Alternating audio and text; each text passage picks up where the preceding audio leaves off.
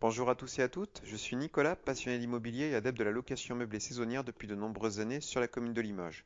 Vous trouverez sur mon blog Locastus conseils et astuces concrets pour développer votre activité de loueur en toute simplicité. Aujourd'hui, je vais voir avec vous la question très simple, pourquoi effectuer un contrat de location en location saisonnière, en location courte durée? Là encore, il est conseillé d'effectuer un contrat de location saisonnière et un état des lieux d'entrée pour chaque réservation. J'y vois plusieurs intérêts à évoquer avec vous aujourd'hui. Dans un premier temps, il peut être intéressant de faire un contrat de location et un état des lieux d'entrée pour retenir éventuellement le dépôt de garantie que vous allez appeler au début de la location en cas de casse, de vol ou de dégradation. Ça, c'est le premier point qui milite pour le contrat de location. Le deuxième point concerne la sécurité juridique de votre rapport locatif.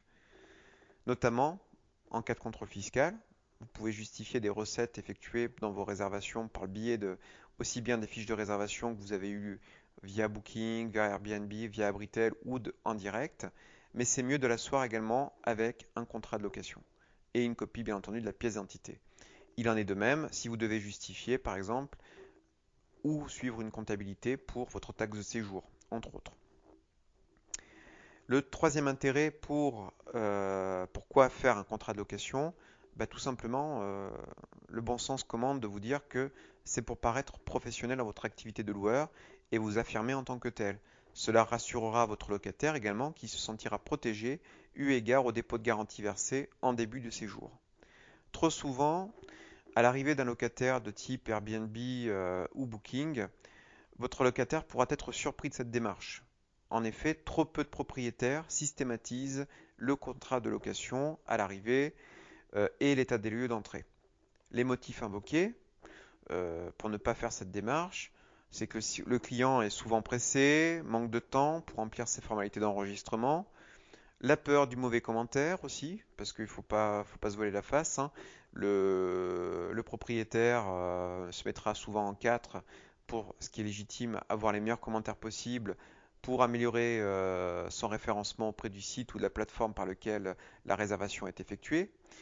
Et ainsi, ça peut être un point de procrastination, c'est la lourdeur administrative pour le propriétaire d'établir un contrat de location entre chaque réservation et du coup, eh bien, si vous faites de la location saisonnière en mode 24-24 ou sans accueil physique de chaque locataire, donc sans contrat de location, sans prise de pièce d'identité en termes de copie ou d'état des lieux, eh bien, c'est autant de facilité pour gérer un business à distance et ne voir que l'aspect renta.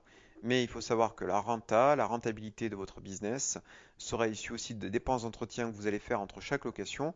Et il va de soi que chaque locataire va utiliser votre appartement de manière différente. Certains seront précautionneux avec les équipements, d'autres moins. Et donc cela appellera peut-être des dépenses supplémentaires en termes, bien, je dirais, de remplacement d'un meuble ou des réparations à effectuer auprès d'un prestataire au sein de votre logement mis en location courte durée.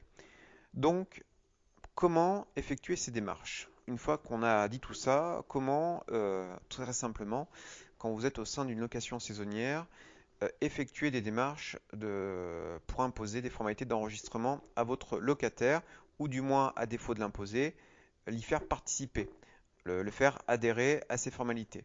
Eh bien, il faut afficher très simplement dans votre annonce le contexte des formalités d'enregistrement au moment de l'arrivée du locataire.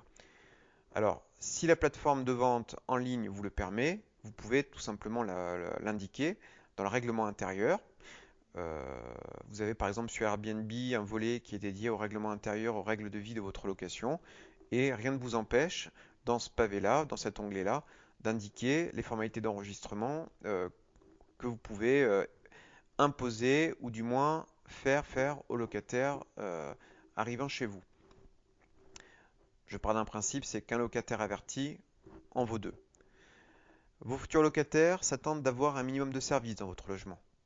La connexion Wi-Fi gratuite en fait partie. Elle est aujourd'hui incontournable.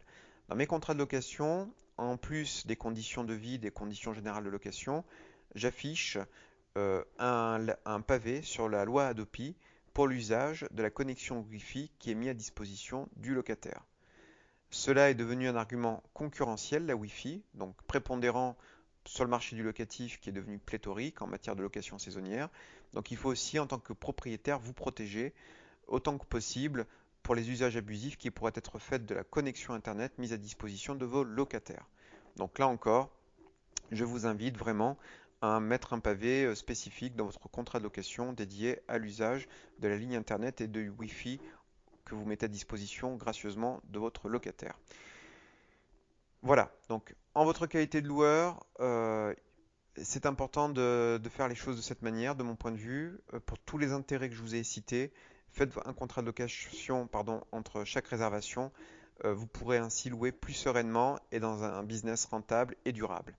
Donc j'espère que ce podcast, cette vidéo vous aura été utile. N'hésitez pas à la liker, à la commenter, à nous suivre sur notre chaîne YouTube Locastus et à vous abonner à notre blog locastus.com pour les prochaines publications. Et bien entendu, n'hésitez pas à partager le contenu de ce podcast et cette vidéo avec vos amis s'il vous a plu. Je vous souhaite à tous et à toutes une bonne fin de journée et je vous remercie de votre attention. À très bientôt.